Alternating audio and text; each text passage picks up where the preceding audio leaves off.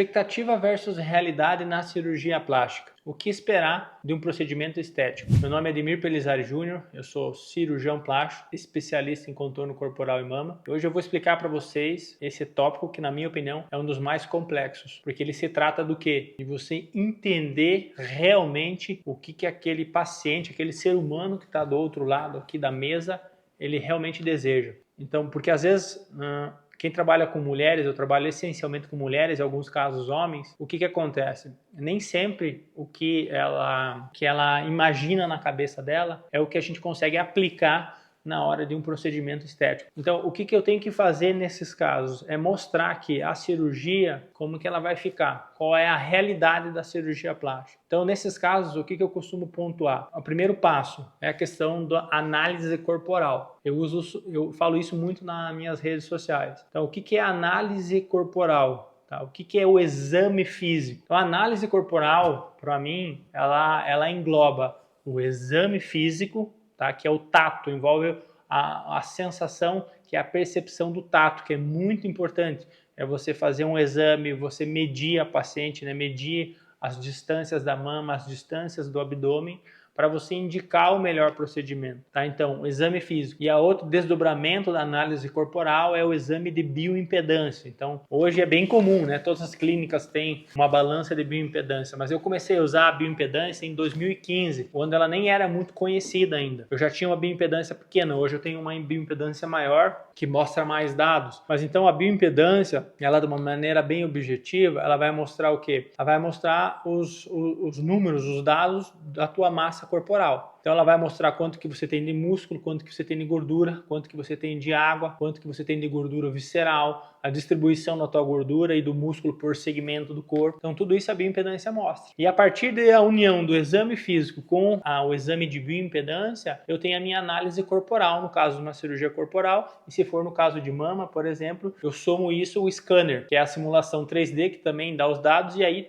eu tenho a análise da mama. Então a análise ela é muito importante. E aí, feita a análise corporal, a análise mamária, eu tenho que chegar para a paciente e falar o seguinte: olha, o teu caso, você está com excesso de gordura, não dá para fazer uma lipoaspiração nesses casos, porque a lipoaspiração ela não vai conseguir atingir um resultado legal. A gente precisa fazer uma abdominoplastia, porque está com flacidez, sobra de pele, tem mais gordura, um sobrepeso. Então, a cirurgia mais indicada seria uma abdominoplastia. E aí, na expectativa da paciente, era o que? Ela imaginou que era uma lipoaspiração resolveria o caso dela. Então, o meu papel como cirurgião correto e idôneo é mostrar o que é possível no caso dela através do melhor procedimento, você entendeu? Então esse erro da abdominoplastia e lipoaspiração é um dos mais comuns que eu vejo no consultório, mais comuns. E aí vocês podem perguntar, tá, mas o que acontece se você fizer uma lipoaspiração numa paciente que tem indicação da abdominoplastia? O resultado fica ruim, simplesmente isso. Então o resultado fica muito pobre, você vai sobrar muita pele, não vai conseguir dar um contorno legal, ou seja, você vai perder o paciente, né? Ela não vai ficar satisfeita com o resultado. Então no final é ruim para o paciente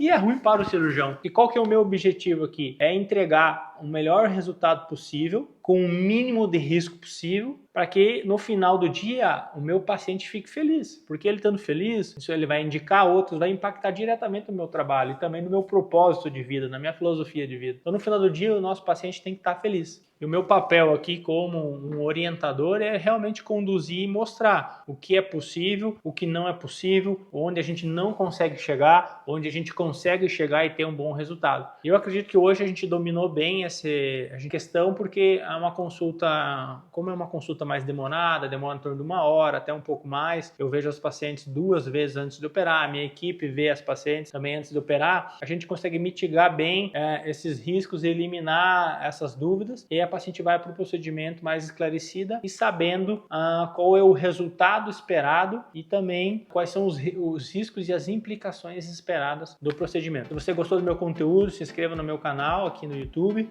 e também deixa um like aqui para nós continuar produzindo, continuar engajando, e não deixe de me seguir nas outras redes sociais também.